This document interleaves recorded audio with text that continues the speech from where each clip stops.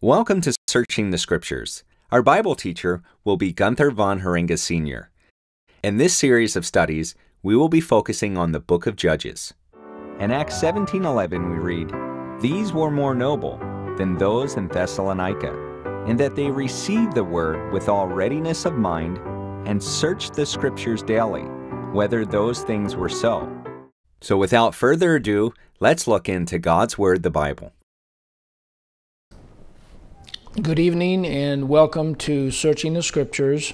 This is going to be Judges 5, Part 14, and today's date is October 2nd, 2017. I'll go ahead and read, "They that are delivered," this is verse 11, "from the noise of archers in the places of drawing water, there shall they rehearse the righteous acts of Jehovah, even the righteous acts toward the inhabitants of his villages in Israel. Then shall the people of Jehovah go down to the gates." And in today's study, I'd like us to look at these last two Hebrew words in verse 11, go down to the gates.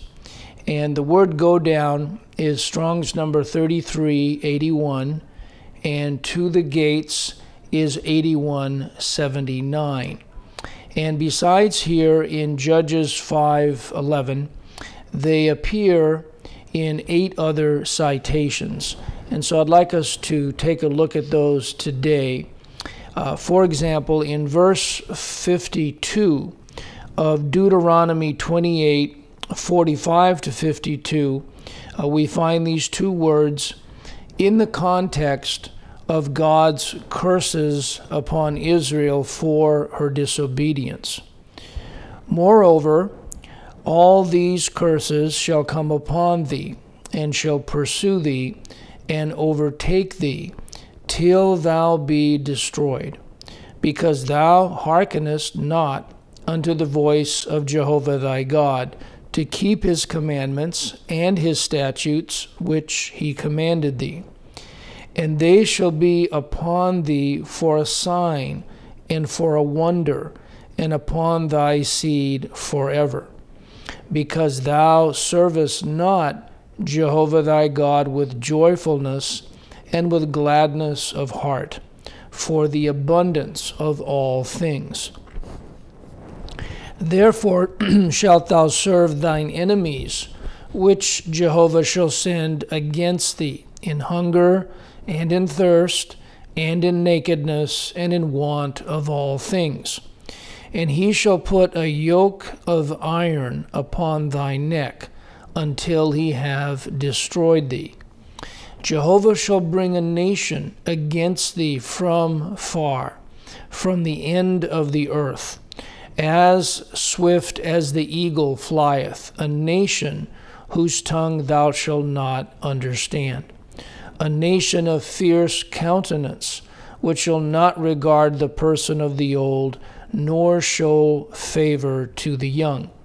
And he shall eat the fruit of thy cattle, and the fruit of thy land, until thou be destroyed, which also shall not leave thee either corn, wine, or oil, or the increase of thy kine, or flocks of thy sheep, until he have destroyed thee.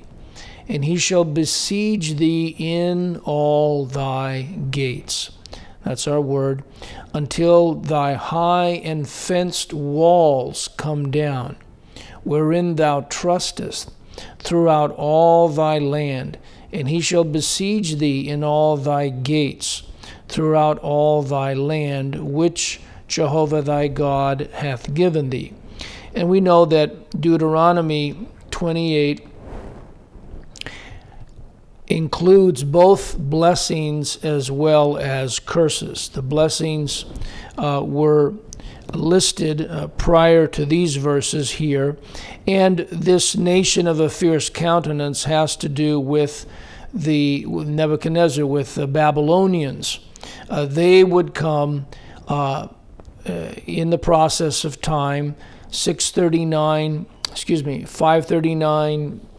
639 BC to Is that right? No, 609. Yeah, 609 BC to 539 BC. I think I have that right. And of course, they would destroy Jerusalem in 587 BC. And this idea is also found elsewhere throughout the Bible, where it speaks about trusting in their walls. Obviously, the walls of a city would be the main defense against intruders, against invaders. And the same language is also used with regard to Israel itself when it speaks about the temple and trusting the temple. I forget where the passage is right now, but it speaks about the temple of the Lord, the temple of the Lord, the temple of the Lord, and they were not to trust that; they were to trust God Himself. Also, if we go to verse 28 of Joshua 8:28 to 35, we find these two words in connection with the destruction of Ai and the death of the king of Ai and what Joshua did in the aftermath. And once again, we see that the context has to do with judgment. And Joshua burnt Ai and made it an heap forever, even a desolation unto this day. And the king of Ai he hanged on a tree until eventide. And as soon as the sun was down, Joshua commanded that they should take his carcass down from the tree and cast it in at the entering of the gate of the city, and raise thereon a great heap of stones that remaineth unto this day. Then Joshua built an altar unto Jehovah God of Israel in Mount Ebal, as Moses the servant of Jehovah commanded the children of Israel, as it is written in the book of the law of Moses, an altar of whole stones, over which no man hath lift up any iron. And they offered thereon burnt offerings unto Jehovah, and sacrificed peace offerings. And he wrote there upon the stones a copy of the law of Moses, which he wrote in the presence of the children of Israel. And all Israel and their elders and officers and their judges stood on this side the ark, and on that side before the priests the Levites, which bear the ark of the covenant of Jehovah, as well the stranger as he that was born among them, half of them over against Mount Gerizim, and half of them over against Mount Ebal, as Moses the servant of Jehovah had commanded before, that they should bless the people of Israel. And afterward he read all the words of the law, the blessings and cursings, according to all that is written in the book of the law. There was not a word of all that Moses commanded, which Joshua read not before all the congregation of Israel, with the women and the little ones and the strangers that were conversant among them. And this is similar to what we read earlier in Deuteronomy. That's obviously part of what he read as well, and of course much more. In 1 Samuel 21, 10 to 15, we read in verse 13 where these two words show up. And this is an interesting account. Spiritually, I don't know what it refers to, but it has to do with David fleeing from Saul after he went up to Nob, which is where the priests were. And there he told Ahimelech, the chief priest, that he was on a special errand from Saul, and that the men needed to eat, and they gave him the showbread, and to his men the showbread, and he also gave David the sword of Goliath, which was there at the time. But there was an Edomite by the name of Doeg there, and Doeg was watching all of this. And after David left, then he went and told Saul, and this was wonderful news for Saul, because he was looking for David. He wanted to kill David. And again, we have to keep in mind that Saul is a picture of the corporate church. But anyway, I'll read verses 10 to 15 of 1 Samuel 21. And David arose and fled that day for fear of Saul, and went to Achish, the king of Gath. And the servants of Achish said unto him, Is not this David, the king of the land? Did they not sing one to another of him in dances, saying, Saul hath slain his thousands, and David his 10,000s? And David laid up these words in his heart, and was sore afraid of Achish, the king of Gath. And he changed his behavior before them, and feigned himself mad or crazy in their hands, and scrabbled on the doors of the gate, and let his spittle fall down upon his beard. Then said Achish unto his servants, Lo, ye see the man is mad. Wherefore then have ye brought him to me? Have I need of madmen, that ye have brought this fellow to play the madman in my presence? Shall this fellow come into my house? And so we wonder, what the spiritual meaning of this account might be. It's very, very interesting. Now, we also find these two words in another account. This is in 2 Kings 7, 1-2, and verses 12 through 19. And these two terms appear in verse 13. Then Elisha said, Hear ye the word of Jehovah. Thus saith Jehovah, Tomorrow about this time shall a measure of fine flour be sold for a shekel, and 2 measures of barley for a shekel in the gate of Samaria. Then a Lord on whose hand the king leaned answered the man of God and said, Behold, if Jehovah would make windows in heaven, might this thing be? And he said, Behold, thou shalt see it with thine eyes, but shall not eat thereof. They were surrounded by the king of Syria, and there was a famine. There wasn't much food in the city, and so everything was super expensive as a result. And then I'll read, starting in verse 12 down to verse 19. And the king arose in the night and said unto his servants, I will now show you what the Syrians have done to us. They know that we be hungry.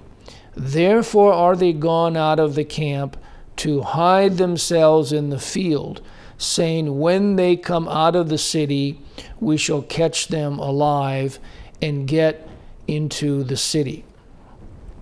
What he didn't realize is that God caused the Syrian army to hear a rumor and a noise, a great noise of approaching horses, and they thought that the king of Israel had hired these other nations to come against Syria, and so they dropped everything and just fled for their lives. Verse 13, and one of his servants answered and said, Let some take, I pray thee, 5 of the horses that remain which are left in the city. Behold, they are as all the multitude of Israel that are left in it. Behold, I say, they are even as all the multitude of the Israelites that are consumed. And let us send and see. They took therefore 2 chariot horses, and the king sent after the host of the Syrians, saying, Go and see. And they went after them unto Jordan, and lo, all the way was full of garments and vessels, which the Syrians had cast away in their haste. And the messengers returned and told the king. And the people went out and spoiled the tents of the Syrians. So a measure of fine flour was sold for a shekel, and 2 measures of barley for a shekel, according to the word of Jehovah. And the king appointed the Lord on whose hand he leaned to have the charge of the gate. That's our word. And the people trode upon him in the gate. It's used again. And he died, as the man of God, this is Elisha, had said, who spake when the king came down, that's our word, to him. And it came to pass, as the man of God had spoken to the king, saying, 2 measures of barley for a shekel, and a measure of fine flour for a shekel, shall be tomorrow about this time in the gate of Samaria. And that Lord answered the man of God and said, Now behold, if Jehovah should make windows in heaven, might such a thing be?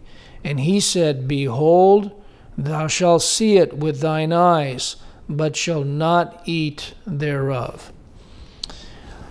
Also, we can go to 2 Kings 11, 1-21, and we find these 2 words in verse 19. And these, in this chapter, we read about the events that led up to the crowning of Jehoash when he was 7 years of age. And these, as I said, these 2 words are in verse 19. And we also see in this account the death of wicked Queen Athaliah, one of the most wicked women in the entire Bible. The parallel account of this is found in 2 Chronicles 23, and these 2 words appear in verse 20 of that chapter. And when Athaliah, the mother of Ahaziah, saw that her son was dead, she arose and destroyed all the seed royal.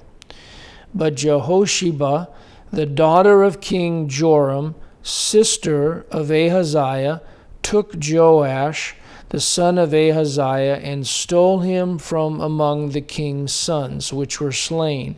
And they hid him, even him and his nurse, in the bedchamber from Athaliah, so that he was not slain. And he was with her hid in the house of Jehovah 6 years.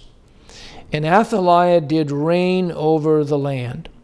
And the 7th year Jehoiada sent and fetched the rulers over hundreds with the captains and the guard, and brought them to him into the house of Jehovah, and made a covenant with them, and took an oath of them in the house of Jehovah, and showed them the king's son.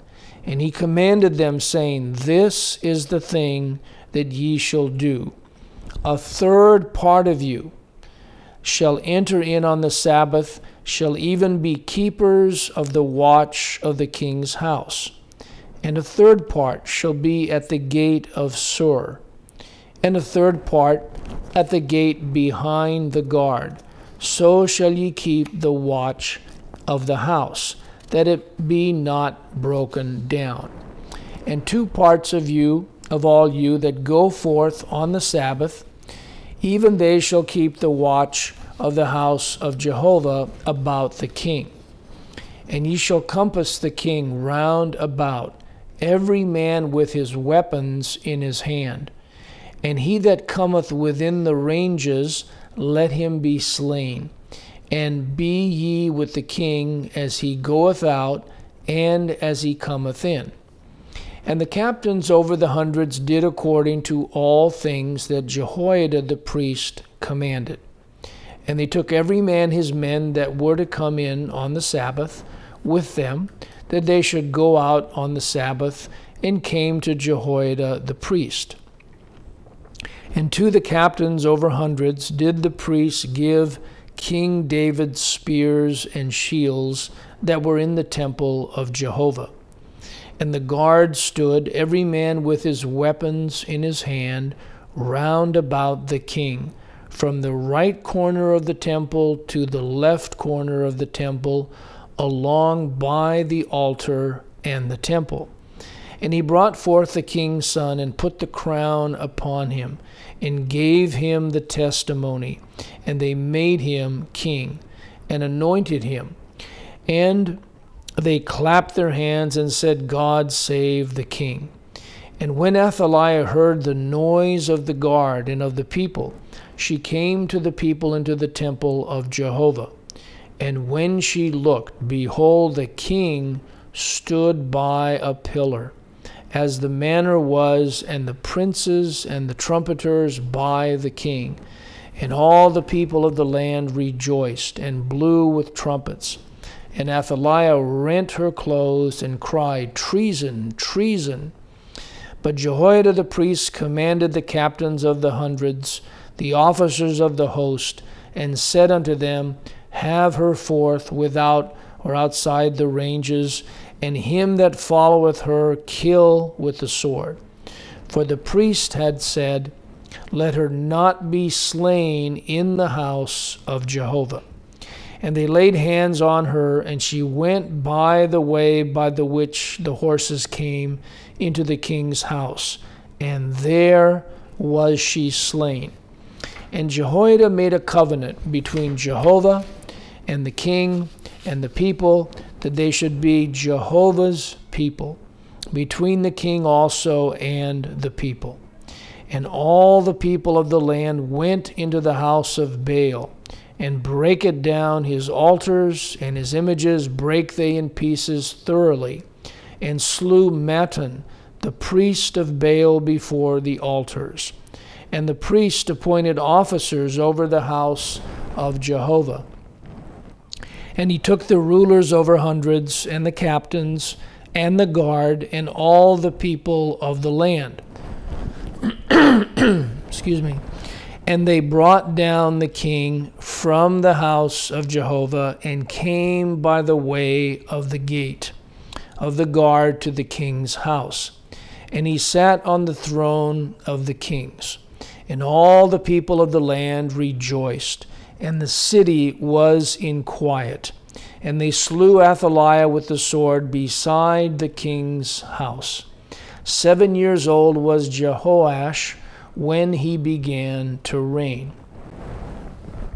The next account in which these two terms crop up is in verse 15 of Nehemiah 3, which is a most interesting chapter that deals with the rebuilding of the wall of Jerusalem.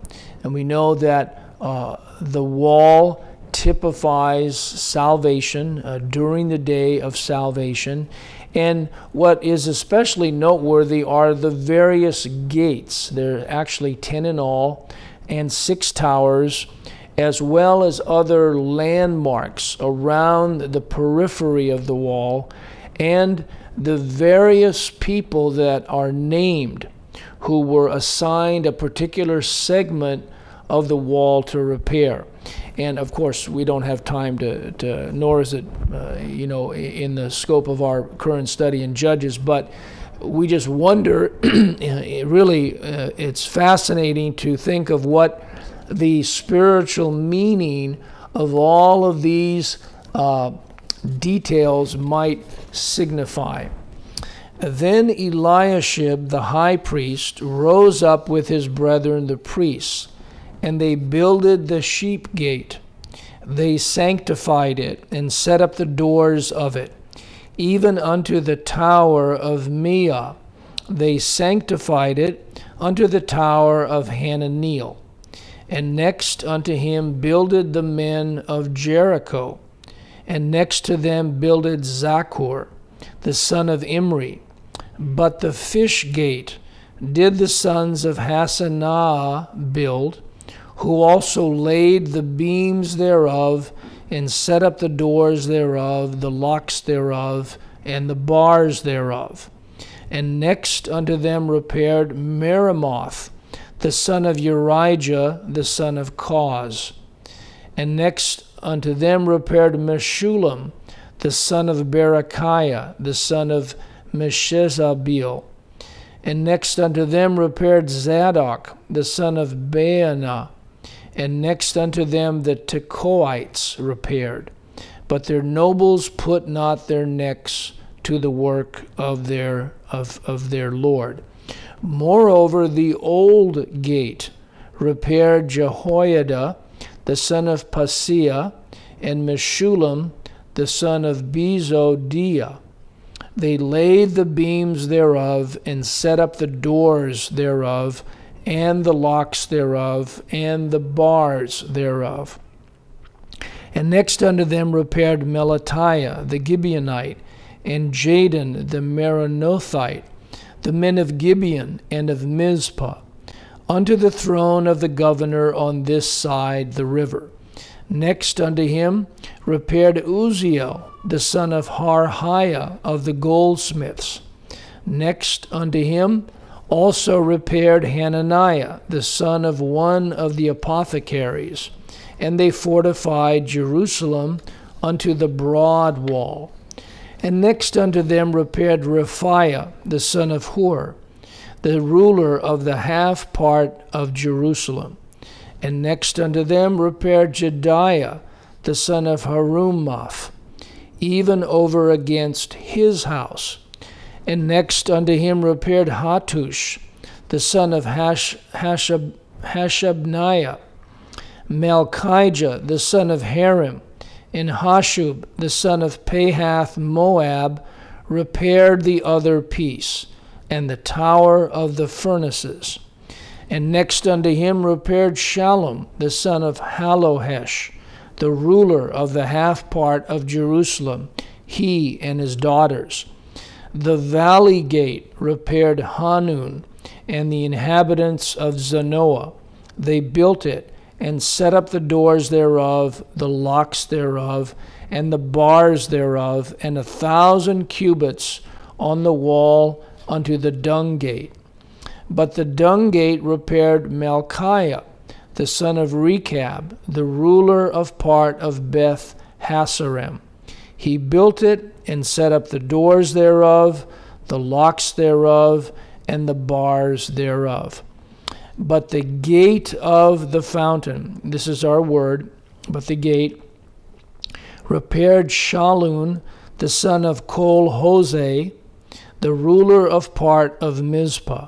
He built it and covered it, and set up the doors thereof, the locks thereof, and the bars thereof, and the wall of the pool of Siloah by the king's garden. And unto the stairs that go down, that's our second word, from the city of David. After him repaired Nehemiah, the son of Azbuk, the ruler of the half part of Bethzur, unto the place over against the sepulchres of David, and to the pool that was made, and unto the house of the mighty. After him repaired the Levites, Rehum the son of Bani. Next unto him repaired Hashabiah, the ruler of the half part of Keilah, in his part. After him repaired their brethren, Bavai the son of Henadad, the ruler of the half part of Keilah. And next to him repaired Ezer, the son of Jeshua, the ruler of Mizpah, another piece over against the going up to the armory at the turning of the wall. I think we're going to have to stop here. Unfortunately, this is right in the middle of this passage, but we'll pick this up, Lord willing, in our next study. Thank you for joining us today for Searching the Scriptures. Until next time, to God be the glory.